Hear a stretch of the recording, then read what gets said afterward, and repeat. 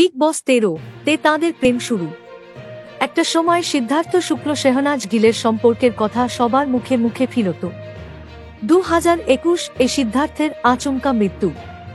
মানসিক দিক থেকে ভেঙে চুরমার শেহনাজ।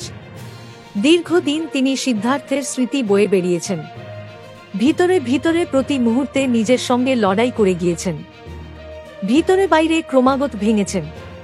তারপরেই হঠাৎ গুঞ্জন, অভিনেত্রী নাকি সঞ্চালক অভিনেতা রাঘব জুয়ালের প্রেমে পড়েছেন। গুঞ্জন জোরালো হতেই শেহনাজ রাঘব অবশ্য মুখ খুলেছিলেন। তাঁদের দাবি, প্রেম দূর অস্ত, কোনো রকম সম্পর্কেই নাকি তাঁরা নেই, কেবলই বন্ধু তাঁরা। হালে তাঁদের ঘনিষ্ঠ সূত্র জানাচ্ছে, শেহনাজ রাঘবের রসায়ন নাকি আরও গাঢ়।